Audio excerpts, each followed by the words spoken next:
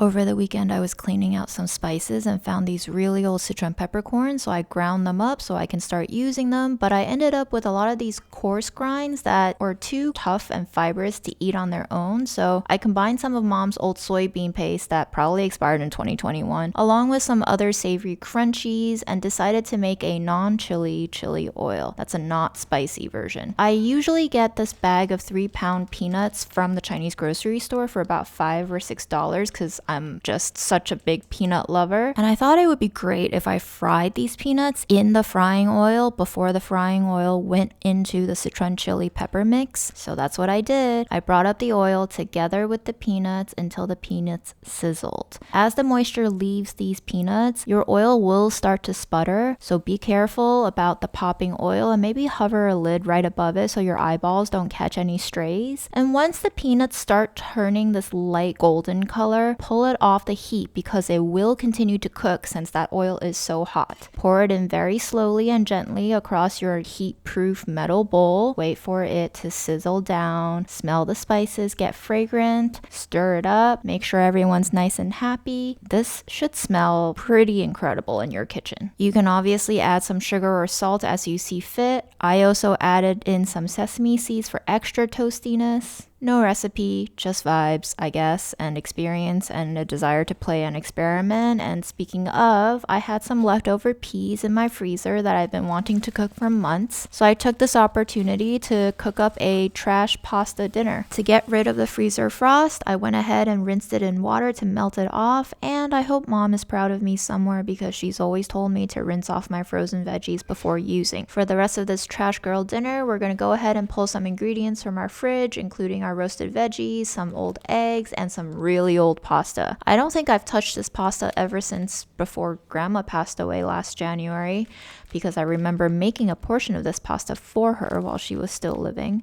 But look at that. It's not expired yet. That's a miracle. It's your night, bucatini. To begin, I'm gonna just break it in half so that all the little pieces are bite-sized lengths because I don't like super long pastas, sue me. We're going to put it into our water. That's right, before the water is up to a boil because this is just how I like to cook my pasta. And we're gonna crack the egg in a bowl with some seasonings and just whip it up with a fork until it's nice and fluffy and incorporated.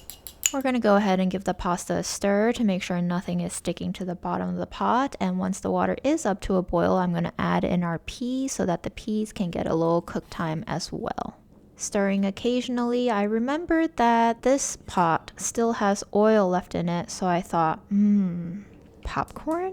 I gotta make use of all that oil, and before I wash that oil off, I want to get one more cooking project in that pot. So pouring in a lot of popcorn kernels, just enough to cover the bottom of the pot, rolling them around to cover them in the oil, and slapping a lid on it, checking on it occasionally, shaking it up so that they get heated evenly, and we're gonna taste the peanut. We're gonna taste this peanut coated in Sichuan peppercorns while our popcorn is popping, while our pasta and peas are simmering, and this is like a perfect night in the kitchen for me, honestly, guys. What a blessing. This is truly just my playtime in the kitchen, watching popcorn bounce everywhere. If I'm in the kitchen anyway to keep an eye on things, might as well make it a little more exciting, and I get a second snack out of it. Truly living a fairy tale. My favorite salt to use on popcorn is black mineral salt. It's very powdery and it distributes itself very evenly. And I think in a future episode of one of these quick cooking videos, I'm down to show you how to make popcorn in the microwave so that you don't have to have an oily pot to wash. Because sometimes, I don't know if you've noticed, the oil can carbonize onto metal pans, making it very, very hard to clean off. You'll have to scrub with a lot of elbow grease, and sometimes I just don't have energy to do that. We're going to go back to our pasta, and it's looking very nicely cooked and al dente. We're going to go ahead, pluck out a noodle, blow on it, and just taste it. If the texture feels right, we're going to drain it, shake the pot, get all the liquid out of there so that we can move on to a slight omelette-y stir fry. We're going to go back to our fridge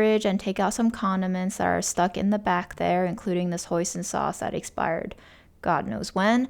And we're going to heat up our little cast iron pan and drizzle in some of this umami oil in there to get things started. I'm going to spoon in some chunks of this lassoon, which has coconut and peanut and garlic pieces, so it's super savory and delicious, toasty and rich. And once that's heated up, I'm going to add in some nigella seeds and go in with our pasta and peas, spreading it out in one layer, making sure the spices are coating themselves all over. We're going to drizzle in some hoisin sauce as well. Your pasta and peas should start to look very glazy and delicious, and you'll smell that deliciousness too. We're going to add in our carrots and just make sure everyone's nice and happy before we add in our Sichuan chili crisp peanuts. Once that is nicely tossed and combined, we're going to drizzle in our eggs as evenly as possible and lower the heat and wait for the eggs to set. Now, while staring into the gorgeously melty, silky valleys and caverns of this pasta dish, I realized that I don't have enough egg coating this whole thing evenly, so I reached in for another egg, scrambled it, and tried to do my best in drizzling in the blanks to fill up all the gaps. And I tilted the pan to make sure all the eggs were settling in nicely. Cooking for me is really just experimenting, using whatever I have on hand and going with the flow. Sometimes I don't always make the perfect choices at first, but there's always redemption right around the corner. Choose a different path, add a different ingredient, go until things feel right, or just play. And sometimes you end up with this luscious thing. So glossy, so colorful. When the eggs were set, I plucked off a noodle and it was half springy, half chewy, half soft, and half crispy. And I know that makes a lot of halves, but take my word for it, it was delicious. The tooth sink of it was on point. Bucatini, absolutely divine of a cut. You go, Bucatini. The next step was trying to get it all out of the pan in a relatively stable slice. There was some nice char on the bottom. There's some crunchy peanuts. There's some tender roasted carrots, a pop of pea, and a smooth, slightly al dente, slightly chewy, slightly soft pasta. This was like trash dinner party if there ever was one, and I truly felt some joy eating this straight out of the pot. I had plated it in a bowl, but the pan was where it was at. All it was missing really was some Kewpie mayo. I know, I love Kewpie mayo, probably more than 99% of the population, but I will assure you, Kewpie makes things perfect. And you can see that I smiled a little bit differently this time taking a bite with Kewpie on it.